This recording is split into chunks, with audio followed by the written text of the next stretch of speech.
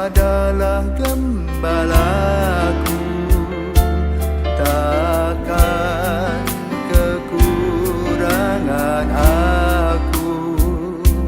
Ia membaringkan aku di padang berumput. Saudara-saudari yang terkasih di dalam Kristus, selamat pagi. Salam jumpa lagi dalam Sabda Siap Saji. Selasa 29 Oktober 2024, hari biasa pekan ke-30. Marilah kita berdoa dalam nama Bapa dan Putra dan Roh Kudus. Amin. Allah Bapa Maha Pengasih, Engkau menghadirkan Kristus sebagai teladan ketaatan dan kesetiaan kepadamu. Semoga kami pun mampu menekuni panggilan dan perutusan kami di tengah dunia untuk menghadirkan kerajaan kasih-Mu. Dengan pengantaran Yesus Kristus Putra-Mu Tuhan kami, yang bersama dengan Dikau dalam persatuan Roh Kudus, hidup dan berkuasa Allah sepanjang segala masa. Amin. Tuhan bersamamu. Dan bersama roh-Mu. Inilah Injil Yesus Kristus menurut Lukas. Dimuliakanlah Tuhan.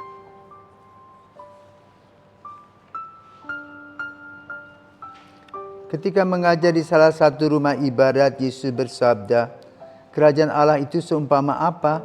Dengan apakah aku akan mengumpamakannya? Kerajaan Allah itu seumpama biji sesawi yang diambil dan ditaburkan orang di kebunnya. Biji itu tumbuh dan menjadi pohon, dan burung-burung di udara bersarang di ranting-rantingnya."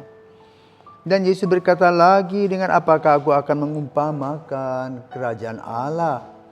Kerajaan Allah itu seumpama ragi yang diambil seorang wanita dan diaduk-aduk ke dalam tepung terigu 3 sukat sampai seluruhnya beragi." Demikianlah sabda Tuhan. Terpujilah Kristus. Selamat pagi Romo. Selamat pagi. Makna dari perumpamaan biji sesawi ini apa sih Romo? Selamat pagi Jerry. Pagi Romo. Yesus itu pintar sekali. Coba. Ya. Kalau bicara soal biji sesawi, dia menerangkan perumpamaan ini kepada para petani. Dia paham. Kenapa? Petani-petani itu selalu biasanya kalau sudah sebuah tanaman misalnya gandum, biji sesawi itu sudah matang, diambil yang bagus, diseleksi, diayak. Kemudian dibuat nursery, ya. Setelah itu baru ditempatkan di lahan yang besar. Dan petani ini memperhatikan proses. Hebat Yesus. Lalu petani mengerti, oh begitu toh perkembangannya. Juga hari ini kita mendengarkan tentang ragi. Dan itu dikenal oleh para ibu yang membuat roti dari gandum. Tanpa ragi, terigu itu tetap seperti itu. Tetapi diberi ragi, dia mulai berkembang. Ya? Dan bisa menjadi roti yang enak, bisa dimakan sebagai sumber kehidupan. Dan itulah panggilan, itulah iman, ya, yang bertumbuh dalam naungan Tuhan dan kasih-Nya. Tuhan memberi, ya, potensi kepada setiap orang, karisma. Ya. Seperti kamu mungkin bisa berefleksi, karisma yang Tuhan berikan kepadamu. Tiba-tiba masuk seminaris, bukan faktor kebetulan. Direncanakan, ada kesulitan, ada jalan keluar, ya. Ada hambatan, ada tantangan. Nah sekarang kamu mau maju atau tidak? Demikian pula seorang yang membuat roti tadi. Kalau rotinya tidak enak, kalau kita jualan roti, orang tidak mau beli.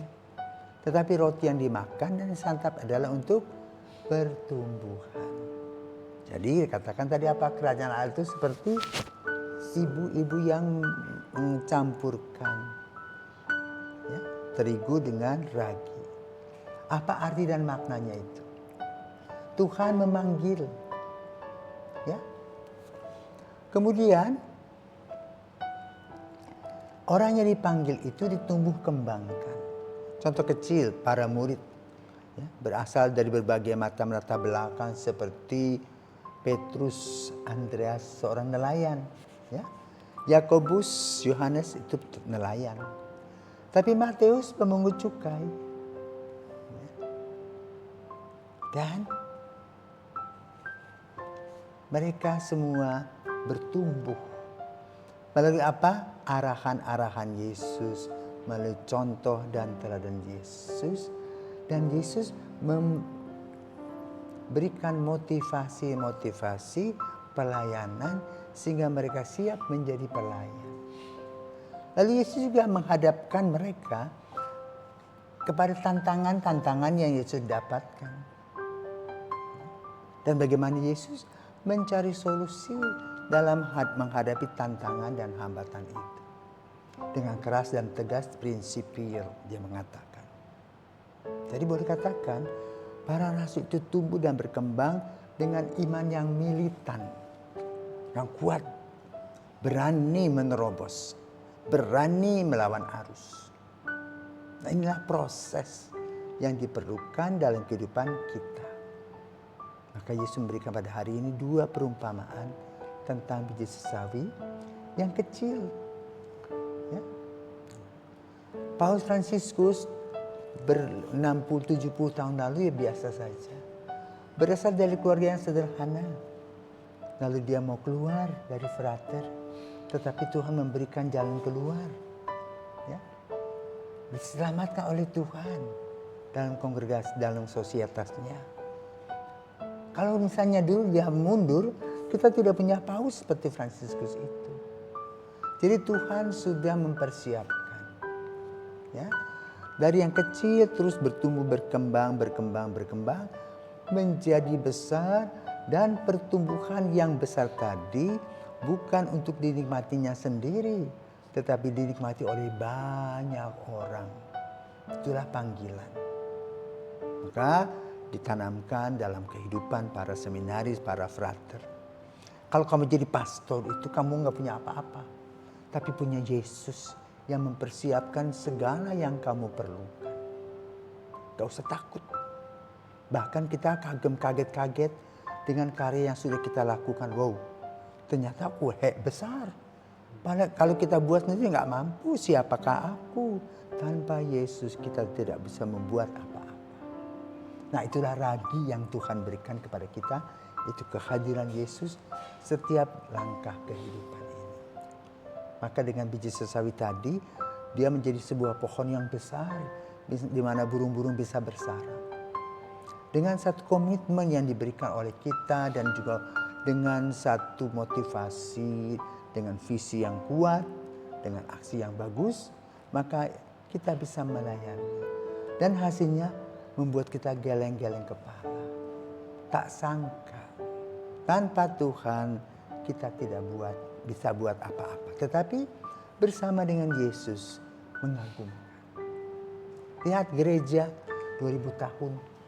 Ya, dalam proses jatuh bangun di mana gereja itu kudus, kita kudisan, tetapi terus berjalan dalam langkah-langkah terang Roh Kudus.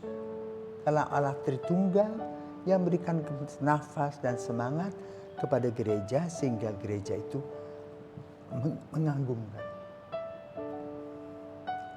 Para misionaris dikirim kemana-mana tanpa pernah bertanya berapa gaji saya.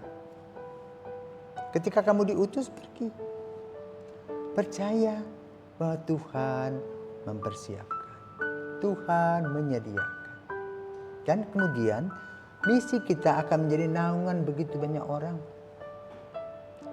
Misi kita bisa memberikan kepada orang santapan rohani. Apalah artinya seorang laki-laki ya, tanpa peran Roh Kudus untuk mengkonsekrasi misa.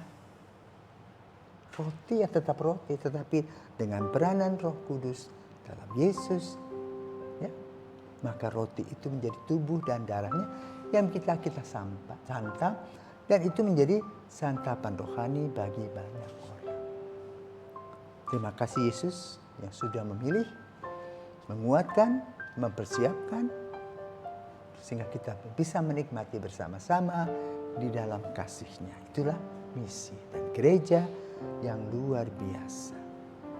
Seperti pohon sesawi, seperti ragi yang dikembangkan oleh Tuhan Yesus, sehingga hidup gereja mempesona. Tuhan memberkati. Amin.